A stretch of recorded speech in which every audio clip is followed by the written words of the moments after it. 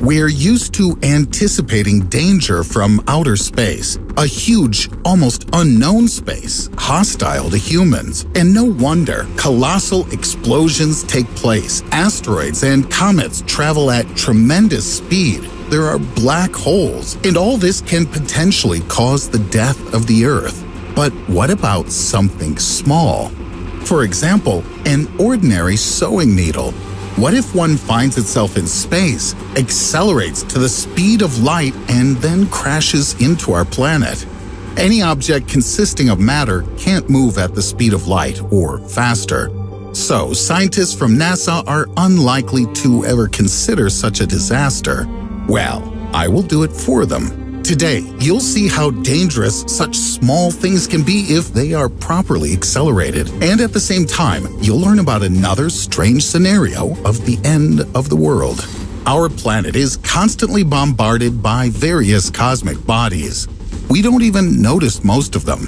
They just burn up in the atmosphere. Sometimes celestial bodies manage to reach the visibility zone and even make some noise. Take, for example, the Chelyabinsk meteor, or the very asteroid that caused the dinosaurs to become extinct. But the fact is that all these celestial bodies move very slowly, of course, considering the scale of the universe. For example, the Chelyabinsk meteor was moving at a speed of 60 to 69,000 kilometers per hour. That's 37 to 43,000 miles per hour. Now, imagine that one day scientists will report the terrible news. An unknown object is approaching Earth at the speed of light. It's very small, the size of a needle, or even a grain of sand. If at this stage you had time to think that there's nothing to worry about, it is in vain. What seems ridiculous at first glance poses a serious danger to our planet. The consequences would be terrible. It's all about speed. For example, take a car. If it moves at a speed of about 50 kilometers per hour or 31 miles per hour and hits a person, the person will survive. If you accelerate the car to 65 kilometers per hour or 40 miles per hour, then the collision could result in death or serious injuries. The speed of light is almost 300,000 kilometers per second. That's 186,000 miles per second. This is very fast. In nature, visible light and other types of electromagnetic radiation travel at the speed of light, and also possibly gravitational waves. Scientists believe that massive particles can't move at the speed of light. They can only come close to it. For example, protons are accelerated just to near light speed in the Large Hadron Collider. So a needle approaches the Earth at the speed of light, or a grain of sand. In general, something very small. The length of the simplest sewing needle is about 35 millimeters, or 1 4/10 of an inch. The size of a large grain of sand can reach 5 millimeters, or 19/100ths of an inch. For comparison, the same Chelyabinsk meteor had a diameter of about 20 meters, or 66 feet. The difference is huge, but in this case, the size does not matter. Even a tiny object, having accelerated to tremendous speed, will become deadly. It won't burn up in the atmosphere and will not explode in flight.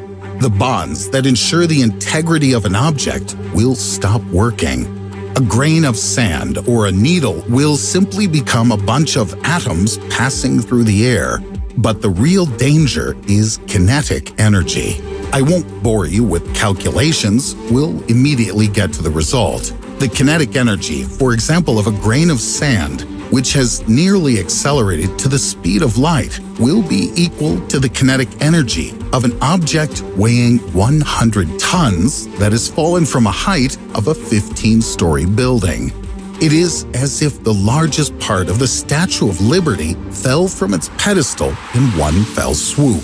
So, if a needle rushing at the speed of light strikes the Earth, will scientists have time to notice it? It's hard to say, but in a collision with the surface of our planet, all the kinetic energy will go into the energy of the explosion. The power released will be similar to the energy of a nuclear bomb.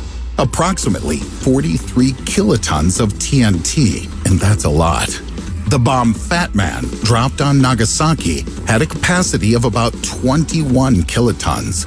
Just compare the two, an ordinary needle and a nuclear bomb that destroyed an entire city. In order to understand what kind of destruction such a collision can make, you need to choose a city.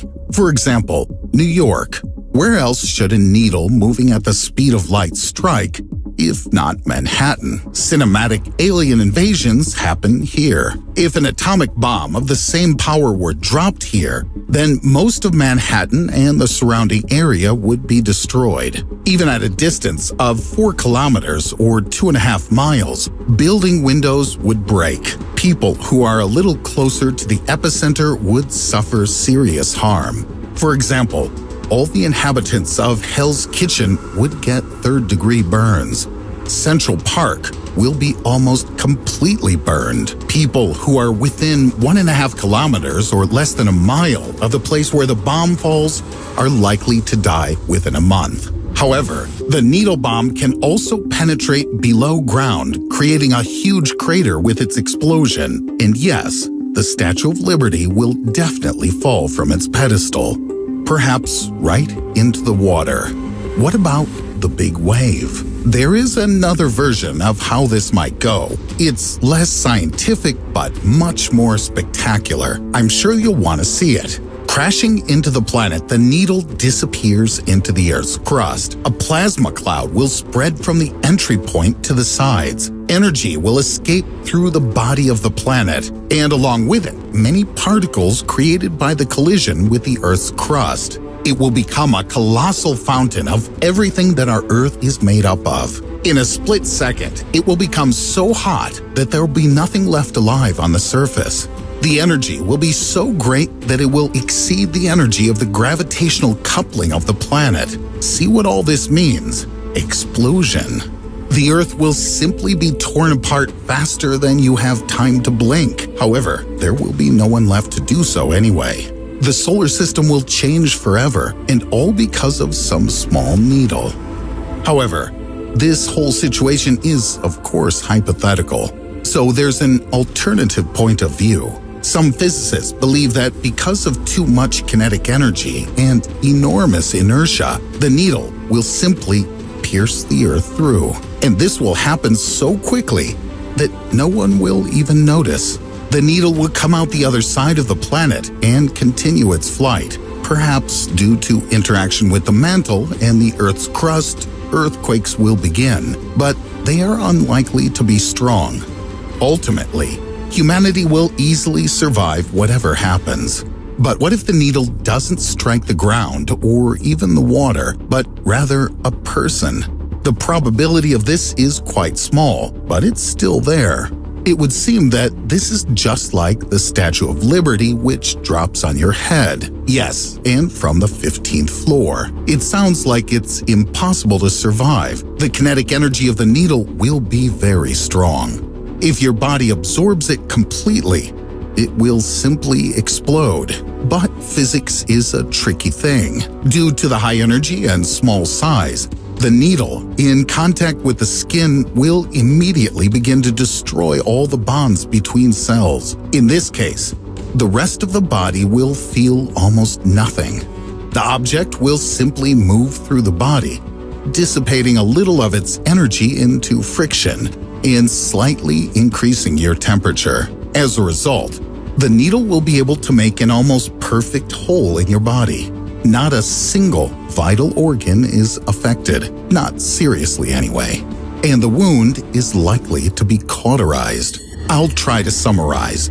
Does it make sense to fear needles that travel at the speed of light? I think everyone will decide for themselves, but still, I hope that extraterrestrial civilizations are sufficiently developed and will so with the help of something else. If you liked the video, give it a thumbs up. Don't forget to subscribe to the channel if you haven't done so already. Click on the bell quickly to receive notifications of new interesting videos that are waiting for you ahead.